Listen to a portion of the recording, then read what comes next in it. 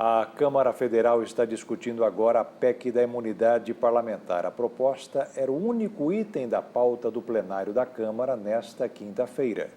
O objetivo é regulamentar o artigo 52 da Constituição, que trata da organização dos poderes.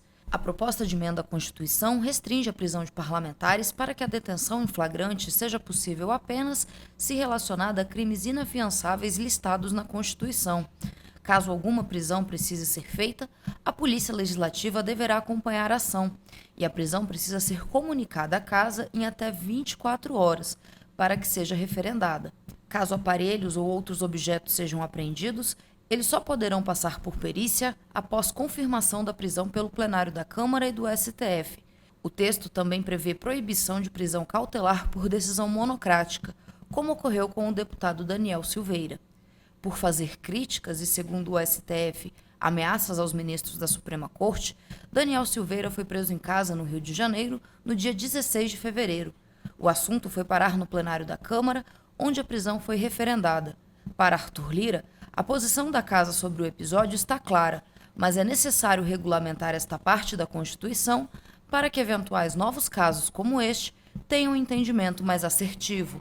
A Câmara dos Deputados se posicionou na semana passada, deixando claro que a inviolabilidade da fala do deputado não é plena, não é total, com relação principalmente aos princípios democráticos.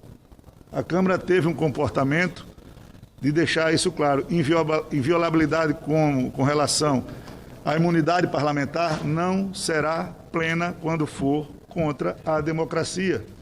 A Câmara fez um corte numa perna, um corte no braço e deixou isso claro para o Brasil. Lógico que isso precisa, por falha do Legislativo, ser remediado. E qual o remédio para esclarecer um assunto que deixou o Supremo sem alternativa de posicionamento? Regulamentar o artigo que fala de imunidade parlamentar quanto à sua voz e quanto ao seu voto. Na quarta-feira, o plenário da Casa admitiu a tramitação da proposta, considerando a discussão legal. Foram 304 votos a favor e 154 contra. Como a Comissão de Constituição e Justiça ainda não foi instalada, o relatório foi apresentado pela deputada Margarete Coelho direto em plenário e aprovado em seguida. O texto que é proposto numa comissão pluripartidária, numa comissão que tem que ouvir a todos os parlamentares, que tem 513 presentes com diferentes pensamentos ideológicos, jurídicos, pessoais, nós temos que respeitar com relação à opinião e participação desses deputados. Mas o foco da comissão e o que vai ser discutido no Colégio de Líderes e o texto que pode ser a toda hora aprimorado deverá ser ater ao artigo 53 da Constituição. A proposta de emenda à Constituição foi apresentada pelo deputado Celso Sabino com o apoio de 185 deputados. O presidente da Câmara explicou que o vazamento de informações gerou uma leitura errônea da proposta. A inviolabilidade da imunidade parlamentar quanto à voz não é plena.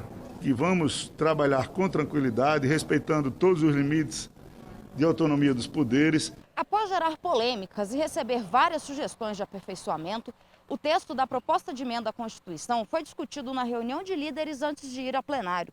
Alguns deputados acreditam que a medida vai trazer impunidade. Outros defendem que o texto dá mais clareza sobre como e por que deputados podem ser presos sem ferir a imunidade parlamentar.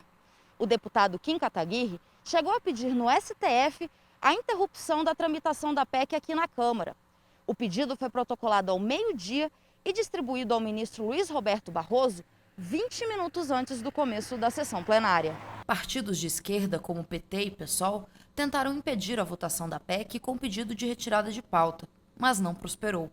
A relatora, a deputada Margarete Coelho, pôde apresentar os argumentos para a aprovação do texto e explicou que a PEC não trará impunidade. É da mais alta importância deixar claro, a proposta não traz qualquer ampliação da imunidade material hoje existente, ou erige um modelo normativo mais protetivo aos congressistas. Na verdade, como se explicará a seguir, a PEC consagra entendimento consolidado do Supremo Tribunal Federal a respeito do sentido e do alcance da prerrogativa, justamente para coibir abusos e excessos travestidos de prerrogativa parlamentar. Além de não modificar a jurisprudência do STF sobre a temática, a proposta não cria qualquer blindagem normativa aos congressistas, mas, na esteira do que preconiza o princípio republicano, a PEC explicita que essa inviolabilidade não alberga responsabilidade ético-disciplinar, deixando livre de qualquer dúvida de que o abuso na utilização das palavras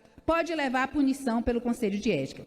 De igual modo, a proposição busca aclarar as hipóteses de prisão em flagrante de parlamentares. Apenas os crimes inafiançáveis e assim definidos pela Constituição de 88, autoriza a custódia em estado de flagrância. O Instituto aqui é emprestar interpretação autêntica deste Congresso Nacional a respeito do sentido e do alcance do vocábulo inafiançável, de ordem a evitar exegeses dissonantes daquelas originalmente pensadas pelo Constituinte e que vem compreendendo a dinâmica interinstitucional entre os poderes da República.